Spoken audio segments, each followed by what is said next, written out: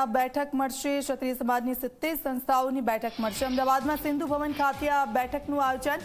રૂપાલા મામલે કઈ રીતે આ વિરોધ કરવો તે અંગે નિર્ણય લેવામાં આવશે। તો આવતીકાલે અમદાવાદમાં ક્ષત્રિય સમાજની બેઠક મળશે। દિવ્યેશ અમારી સાથે જોડાઈ ગયા છે। દિવ્યેશ, ક્ષત્રિય સમાજની 70 જેટલી સંસ્થાઓ આ બેઠકમાં ઉપસ્થિત રહેશે, શું હશે તેમની રણનીતિ?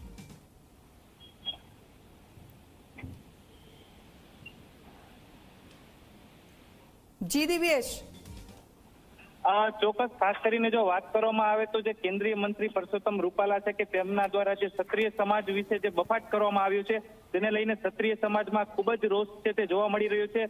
રૂપાલાજીએ આ અંગે માફી પણ માંગી હતી, પરંતુ ક્ષત્રિય સમાજમાં જે રોષ છે તે યથાવત છે। આવતીકાલે ગુજરાત પ્રદેશ ભાજપ અધ્યક્ષ CR પાટીલ છે તે રાજકોટ ખાતે આવી રહ્યા છે, ત્યારે રાજકોટ જિલ્લાના જે ભાજપના જે ક્ષત્રિય સમાજના આગેવાનો છે તેને બોલાવવામાં આવ્યા છે।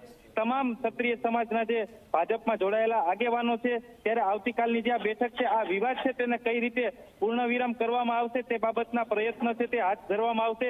કેમ કે ગઈકાલે જ્યારે રાજકોટના રેસકોર્સ ગ્રાઉન્ડ ખાતે કરણી સેના છે તે મોટી સંખ્યામાં એકઠી થઈ હતી અને ઘરે ઘરે કેમ્પેન ચલાવવાની જે વાત છે તે કરવામાં આવી હતી અને તે લોકોની બસ એક જ માંગણી હતી કે જે રૂપાલા છે તેમનું જે દાવેદારી પદ છે તે રદ કરવામાં આવે। બિલકુલ આભાર દિવ્યેશ, આપની પાસેથી માહિતી લેતા રહીશું।